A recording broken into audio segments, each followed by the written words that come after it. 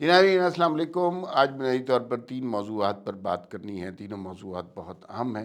پہلی تو بات یہ ہے کہ ارشد شریف جو نامور صحافی تھے، ہمارے دوست بھی تھے اور پاکستان کا بہت بڑا اثاثہ بھی تھے، ان کا بڑا بہیمانہ طریقے سے کینیا میں قتل ہوا۔ اس قتل کے حوالے سے اس کی تحقیقات کے حوالے سے کچھ نئی پیش رفت سامنے آئی ہے، اور یہ حکومت پاکستان کی طرف سے نہیں بلکہ یہ پیش رفت آئی ہے کینیا کے ایک ٹیلی ویژن NTV کے ایک رپورٹر برائن کی طرف سے، جس نے اس پہ تحقیقاتی کام کیا اور اس نے کچھ ڈیٹیلز فراہم کی ہیں۔ وہ ڈیٹیلز کیا ہیں، کوئی نئی باتیں اس میں کیا ہیں، وہ آپ سے شیئر کریں گے۔ انتخابات کی تاریخ کیا ہے؟ سب کو پتہ ہے 8 فروری ہے، لیکن اس کے باوجود انتخابات کے حوالے سے ابہام پیدا ہو رہا ہے یا پیدا کیا جا رہا ہے۔ اس کی وجوہات کیا ہے؟ کیا وجہ ہے کہ لوگوں کو سب کچھ ہو جانے کے باوجود بھی یقین نہیں آ رہا کہ الیکشن نہیں ہو رہے؟ مولانا فضل الرحمان کے بیان کا اس میں کتنا حصہ ہے، اس کے اوپر بھی بات کریں گے۔ کل عمران خان کے خلاف خاور مانیکا نے جو ایک درخواست دی ہوئی ہے، اس کے اندر ایک ملازم خاور مانیکا کے محمد لطیف پیش ہوئے، اس کے حوالے سے بھی کچھ نئی باتیں سامنے آئیں۔ پہلی تو بات یہ ہے کہ جو غلاظت کا بندار انہوں نے کھولا، اس کے اوپر زیادہ بات کرنے سے اجتناب کرنا چاہیے، لیکن اس ملازم کے حلیے کے حوالے سے، اس کے چال ڈھال کے حوالے سے، وہ جس گاڑی میں آیا اس گاڑی کے حوالے سے بھی بات کی جا سکتی ہے، اور کچھ نئی چیزیں ہمارے پاس ہیں۔ لوگ کہتے ہیں، حتمی طور پہ یہ کنفرم نہیں ہے، لیکن لوگ کہتے ہیں کہ جس گاڑی میں اس ملازم کو لایا گیا وہ ایک کرولا گاڑی تھی جس کا نمبر جعلی تھا۔ یہ کیا چکر ہے، اس کے حوالے سے بات کریں گے۔ سب سے پہلے ہم بات کر لیتے ہیں الیکشن کمیشن اور الیکشن کی تاریخ کے حوالے سے۔ ابھی تک جو صورتحال سامنے آ رہی ہے، ہر طرح سے یہ لگ رہا ہے کہ الیکشن ہوتے ہیں۔ چیف جسٹس صاحب اپنی موجودگی میں یہ تاریخ دلوا چکے ہیں۔ الیکشن کمیشن اس بات کی تاریخ کا اعلان کر چکا ہے۔ اس کے علاوہ جو فنڈز کا مسئلہ تھا، 27 ارب روپیہ، وہ الیکشن کمیشن کو دیا جا چکا ہے منسٹری آف فائنانس کی جانب سے۔ حتیٰ کہ یہاں تک ہوا کہ الیکشن کمیشن نے پیمرا کے ارباب بست و کشاد کو بلا کر یہ بھی ہدایت دی کہ جو تجزیہ کار ٹیلی ویژن پر بیٹھ کر الیکشن کے بارے میں ابہام پیدا کرتا ہے، اس کی سختی لائی جائے، اس کو سزا دی جائے، اور لوگوں کو اس طرح کے بے سر و پا قسم کے تجزیہ کرنے سے روکا جائے۔ یہ ساری وہ باتیں ہیں کہ جن سے یوں لگتا ہے کہ الیکشن ہو رہے ہیں۔ اب میں آپ کو وہ باتیں بتاتا ہوں جن سے لگتا ہے الیکشن نہیں ہو رہے۔ کوئی سیاسی جماعت ابھی تک سیریسلی انتخابات کی تیاری نہیں کر رہی، خاص طور پہ PMLN کی جانب سے کوئی بڑے جلسے اور اس طرح کی کارروائی کوئی چیز نہیں ہو رہی۔ ابھی تک ٹکٹوں کے معاملات چل رہے ہیں، لیکن ابھی تک ٹکٹوں کے فیصلے نہیں ہوئے۔ بہت سارے لوگ جن کا تعلق بہت اہم لوگوں کے ساتھ ہے، وہ لوگوں کے کانوں میں سرگوشیاں کر رہے ہیں کہ الیکشن نہیں ہوں گے، یہی نگران سیٹ اپ چلے گا، کیونکہ اس نگران سیٹ اپ میں کچھ لوگوں کو سے وعدے کیے گئے تھے کہ یہ سیٹ اپ 2 سال کے لیے چلے گا، آپ تسلی سے اپنی حکومت اور وزارت چلائیں۔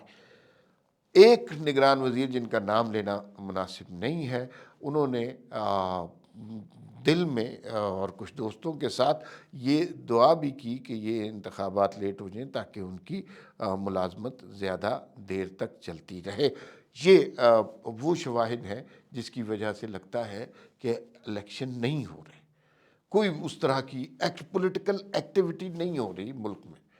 تو جب پولیٹیکل ایکٹیویٹی نہیں ہوتی تو وہ ماحول نہیں بنتا۔ اوپر سے اس پہ ترا یہ کہ مولانا فضل الرحمان صاحب نے ایک گفتگو کر دی، اور اس گفتگو میں کہا کہ KPK میں جو حالات ہیں ان میں الیکشن ہونا پاسبل نہیں ہے، ممکن نہیں ہے، درست نہیں ہے۔ KPK میں کیا حالات ہیں؟ 2 طرح کے حالات جن پر مولانا صاحب نے یہ اشارہ دیا ہوگا۔ ایک تو وہاں پہ دہشت گردی کا خطرہ ہے، سیکیورٹی کا خدشہ ہے، دھماکے ہو رہے ہیں، اور اس میں معصوم انسانی جانوں کا ضیاع ہو رہا ہے، املاک کا ضیاع ہو رہا ہے۔ ایک تو وہ اینگل ہو سکتا ہے، اور دوسرا اینگل وہ ہو سکتا ہے جو کہ عمران خان کا جادو KPK میں سر چڑھ کر بول رہا ہے۔ اس کو آپ جتنا مرضی اوائڈ کرنے کی کوشش کریں، آپ نہیں کر سکتے۔ KPK میں عمران خان جو ہے ان کا بیانیہ سیل ہو چکا ہے، اور کوئی نیا بیانیہ وہاں پر دینا بے انتہا مشکل ہے۔ اور عمران خان کے اس مطلب وہ والی 2018 والی کوشش کے پی کے میں کی گئی، تو عمران خان آپ دیکھ لیجئے جیل سے کیا کہہ رہے ہیں، وہ تو مجیب الرحمان اور 1971 کی مثالیں دینا شروع کر دیتے ہیں۔ تو K P K is going to be a very difficult area. شاید مولانا اس حوالے سے بھی اندیا دے رہے ہوں کہ حالات درست سمت میں نہیں جا رہے، اور ریاست کی درست سمت کیا ہے کہ ریاست کی درست سمت اس وقت یہ ہے کہ جو کچھ ہوا 9 مئی کو، اس کے ذمہ داروں کو، ان کے قصورواروں کو اب نہیں بخشنا۔ اسی کی ترجمانی آپ کو الیکشن میں ہی نظر آئے گی۔ اسی کی وجہ سے باقی ساری سیاسی جماعتوں کو جنہیں سانس لینے کا موقع نہیں دیا جا رہا تھا، اب سانس لینے کا موقع ملا ہے۔ تو ابہام سیاستدان خود پیدا کر رہے ہیں۔ مجھے ذاتی طور پہ بالکل ایسا نہیں لگتا کہ انتخابات نہیں ہوں گے، انتخابات ہوں گے، اور بالکل وقت پر ہوں گے۔ کوئی ہاں ایک چیز ہو سکتی ہے، ایک چیز ہو سکتی ہے جس کی وجہ سے انتخابات ڈیلے ہو سکتے ہیں، اور وہ چیز کیا ہو سکتی ہے؟